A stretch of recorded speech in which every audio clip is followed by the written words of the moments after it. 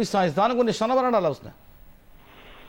جی یہ بہت ہی ایک سیریس سچویشن ہے، نہ صرف خطے کے لیے بلکہ پوری دنیا کے لیے. اور اب ظاہر ہے دیکھنا یہ ہے کہ ایران کی طرف سے کیا رد عمل آتا ہے، کس قسم کی جوابی کارروائی کرتے ہیں. ابھی تو جو رپورٹس آ رہی ہیں ان کے مطابق کوئی 100 کے قریب ڈرونز جو ہے وہ اسرائیلی ایئر اسپیس پہ ہیں، جس کی مدد جارڈن کر رہا ہے، بلکہ اسرائیل کی مدد کر رہا ہے اس کو انٹرسیپٹ کرنے کے لیے، جو بہت ہی شرمناک بات ہے ایک مسلمان ملک کے لیے. لیکن اس سے دیکھیں بہت سارے سوال اٹھتے ہیں. اول تو یہ کہ ایران کا کیا رسپانس ہوگا، اور پھر یہ کہ امریکہ کا اس میں کیا رول تھا. ظاہر ہے صدر ٹرمپ کے بقول ان کو پہلے سے پتا تھا. اگر ان کو پہلے سے پتا تھا تو انہوں نے روکا کیوں نہیں اسرائیل کو.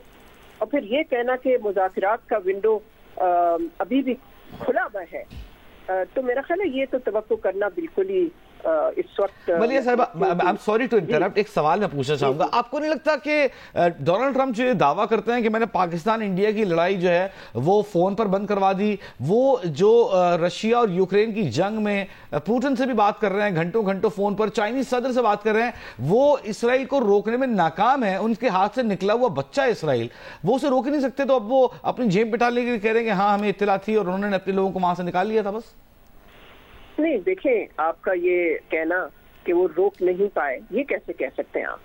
انہوں نے کیا روکنے کی کوشش کی؟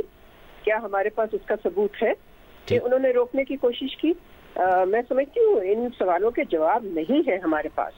تو اس نتیجے پہ پہنچنا کہ انہوں نے انڈیا پاکستان کا کرا دیا، لیکن یوکرین میں بھی تو وہ ناکام رہے.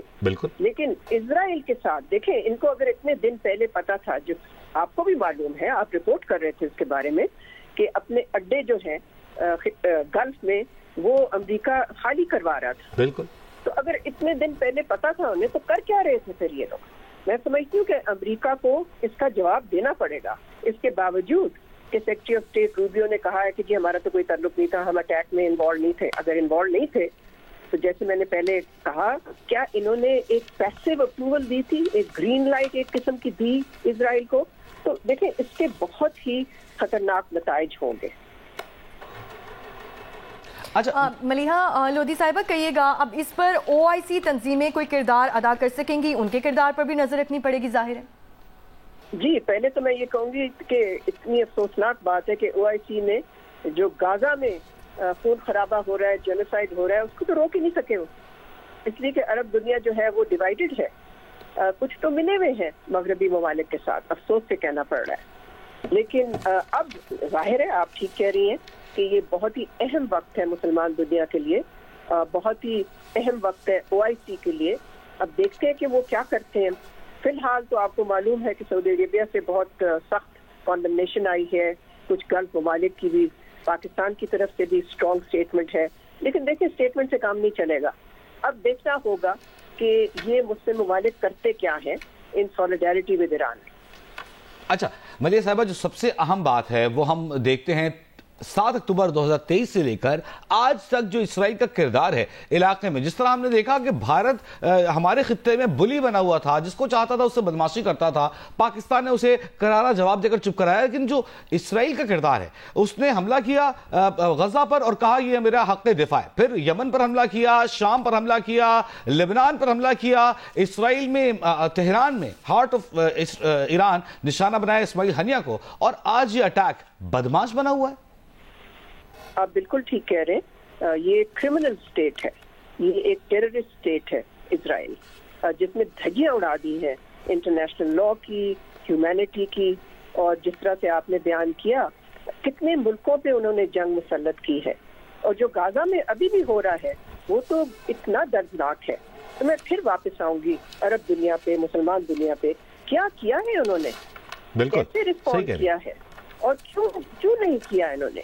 تو یہ تو بٹریل ہے، یہ تو بٹریل ہے. میں اس سے زیادہ الفاظ کیا استعمال کروں کہ ہم نے یہ دیکھا اور روز ٹی وی سکرینز پہ دیکھتے ہیں لیکن کچھ کر نہیں پا رہے ہیں. کیوں نہیں کر پا رہے؟ یہ سوال میرا خیال ہے مسلمان حکومتوں کو جواب دینا چاہیے اس سوال کا. ملیحہ لودھی صاحبہ بتائیے کہ کہیے گا کہ خطے میں اس کے کیا اثرات ہوں گے؟ کیا چائنا کا جو رول ہے وہ کتنا امپورٹنٹ ہے اس میں؟ دیکھیں چین نے بھی کہا ہے کہ خطے میں جو تناؤ ہے اس کو کم کرنے کی ضرورت ہے. ان کی اسٹیٹمنٹ کافی جلدی آئی ہے, لیکن دیکھیں اس وقت تو ایک ہی ملک ہے جس کی اسرائیل سنتا ہے, اور وہ چین نہیں ہے, وہ امریکہ ہے.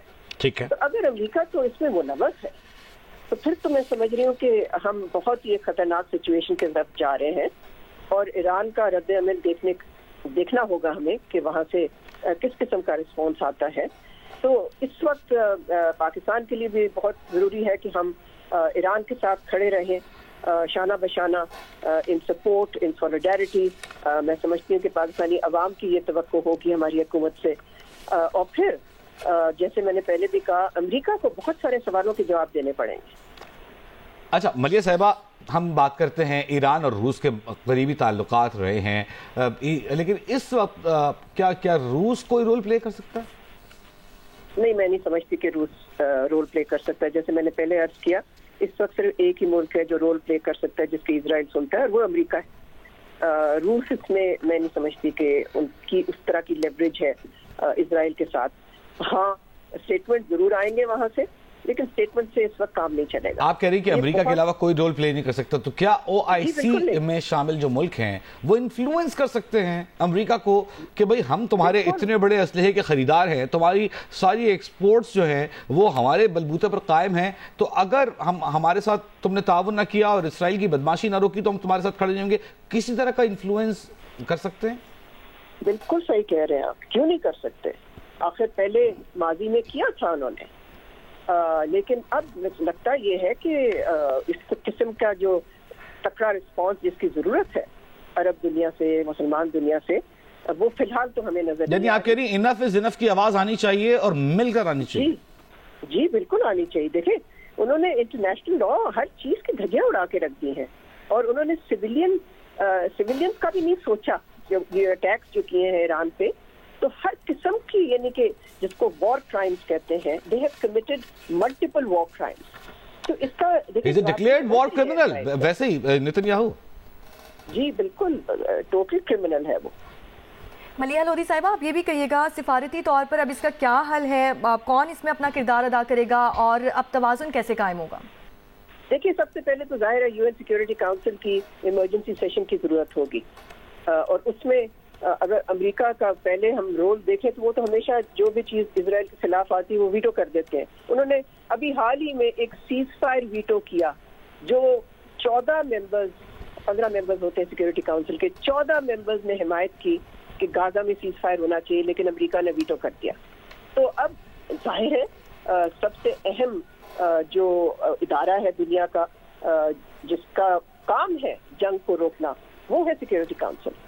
تو ہم نے دیکھنا اب یہ کہ کیا امریکہ وہی رول پلے کرے گا اسرائیل کی طرفداری میں, اسرائیل کے پروٹیکشن میں, یا وہ اس قسم کی کوئی ریزولوشن آنے دے گا جس سے کہ اسرائیل کو اکاؤنٹیبل ہولڈ کیا جائے. ٹھیک ہے, ہمارے ساتھ موجود ہیں ملیحہ لودھی صاحبہ. ملیحہ صاحبہ,